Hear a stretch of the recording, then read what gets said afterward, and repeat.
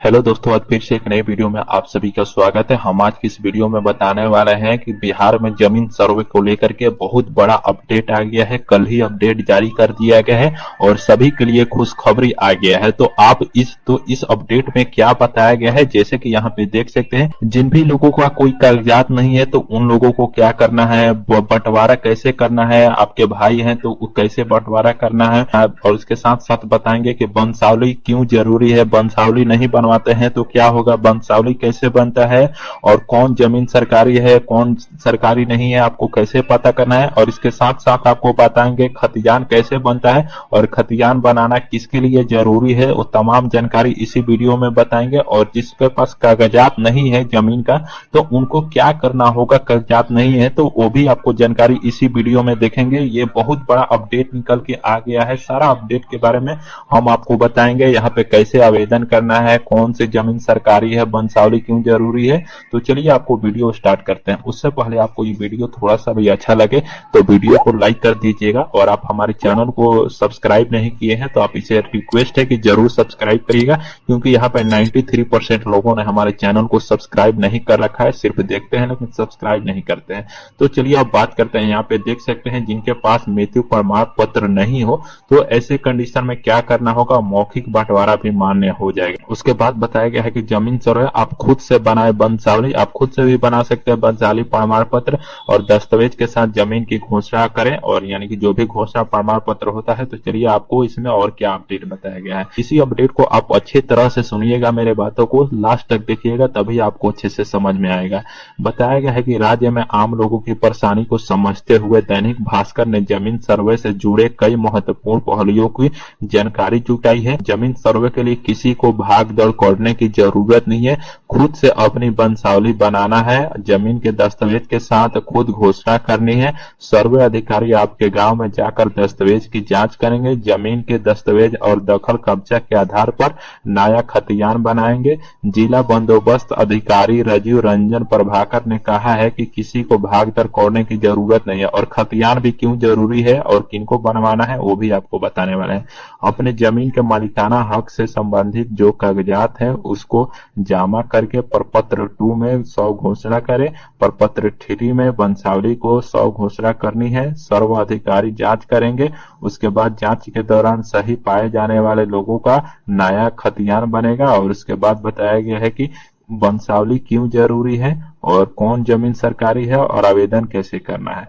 तो अभी चलिए बताते हैं कि अधिकारी बनाएंगे नया खतियान, सर्वे अधिकारी करेंगे जांच, आवेदन कैसे करना है। तो आवेदन करने के लिए आपको प्रपत्र 2 एक होता है, उसके लिए हम वीडियो बना दिए हैं। इसी वीडियो के डिस्क्रिप्शन में जाकर के उस वीडियो को देख सकते हैं कि प्रपत्र 2 कैसे भरना है, सही वहां पे जानकारी देंगे। और प्रपत्र 3 भी कैसे भरना है वो भी जानकारी दे दिए हैं, अच्छे तरह से समझा दिए हैं।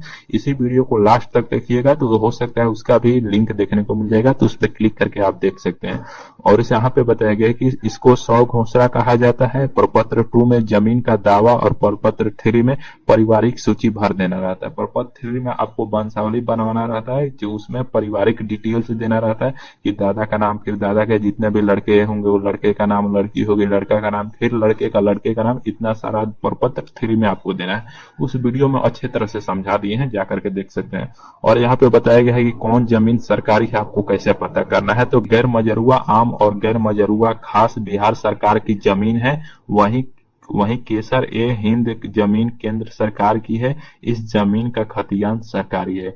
गैर मजरूआ आम जो भी जमीन है वो सरकारी होता है, और गैर मजरूआ खास जमीन भी जो है वो भी सरकारी होता है।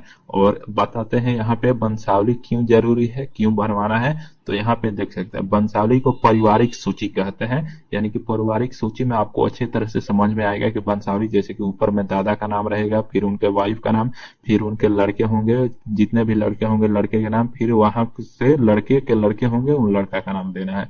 ये जैसे कि एक पारिवारिक सीरीज बना देना है, उसी तरह से वंशावली बनाना जरूरी है ताकि सर्वे अधिकारी को अच्छे तरह से समझ में आए।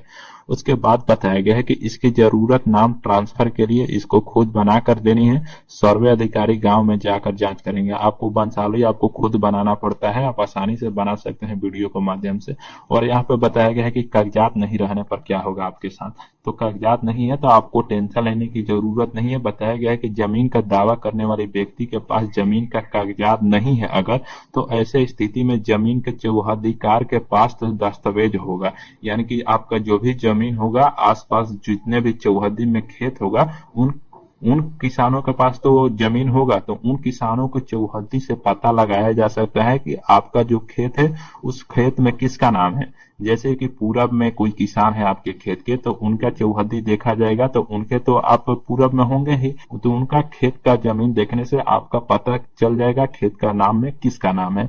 इसी तरह से आप चौहद्दीकार जितने भी लोग होंगे वहां पे पता करके आप अपना जमीन का नाम पता कर सकते हैं। जैसे कि इस किसान के चौहद्दी में मेरा पूरब में खेत है, तो उस किसान के पास जाएंगे और उसके पास जो भी कागजात होगा तो देख देंगे कि पूरब में मेरा खेत में किसका नाम है। तो इस तरह से आपको पता चल जाएगा कि आपके खेत किसके नाम से है।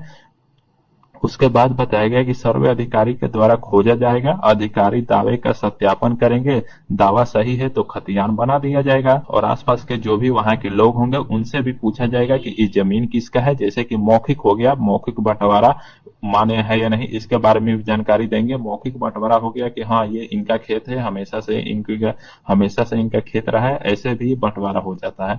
उसके बाद यहाँ बताया गया है कि मौखिक बंटवारा मान्य होगा या नहीं। जैसे कि पहले मौखिक बंटवारा हो जाता था कि ये आप रख लीजिए या ये हम रख लेते हैं, तो ये जमीन आप रख लीजिए। ये तो मौखिक बंटवारा हो गया, इसका कोई प्रूफ है ही नहीं।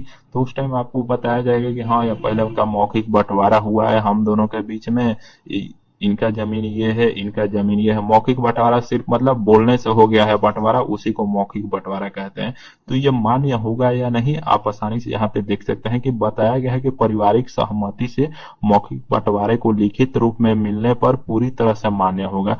जो भी मौखिक बंटवारा हुआ होगा, यानी कि बोल करके जो बंटवारा होगा उसी को आपको लिखित बंटवारा में कन्वर्ट करना है, वह तभी आपका मान्य होगा। किसी भी तरह की आपत्ति आने पर सुनवाई का निष्पादन किया जाएगा। अगर कोई भी सेटिस्फाई, दोनों पक्ष अगर सेटिस्फाई है तो ठीक है, अगर मौखिक बंटवारे में दोनों सेटिस्फाई है तो ठीक है, अगर सेटिस्फाई नहीं है दोनों तो उनके ऊपर सुनवाई किया जाएगा। फिर से आपका मौखिक बंटवारा जो है वहां पर मान्य नहीं किया जाएगा। ऐसे में तो बहुत सारा खेल हो जाएगा कि हाँ इनसे पहले बोला गया है कि ये जमीन मेरा है तो ये आपका हो जाएगा। ऐसा भी नहीं होता है, अगर दोनों पार्टी सहमत है तो ही आपका मौखिक बंटवारा माना जाएगा।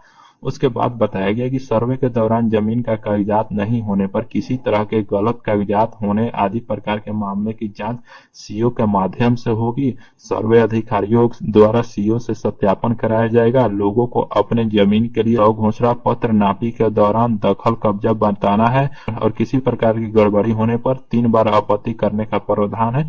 अगर आप किसी भी तरह का गड़बड़ी होता है आपके खेत में तो 3 बार आप आपत्ति यानी कि क्लेम कर सकते हैं कि ये यहाँ पे सही नहीं हो रहा है मेरे साथ। बिहार जमीन सर्वे से हम तमाम जानकारी आपको देते रहेंगे। जो भी नया अपडेट आएगा हर अपडेट के बारे में आपको देंगे। तो प्लीज सब्सक्राइब नहीं किए हैं तो आप इसे जरूर सब्सक्राइब करें अभी क्या अभी। यहाँ पे बताया गया है एक्सपर्ट की राय क्या बताया गया है कि सर्वे का मतलब जमीन के मालिकाना का हक और दखल की जानकारी करनी है।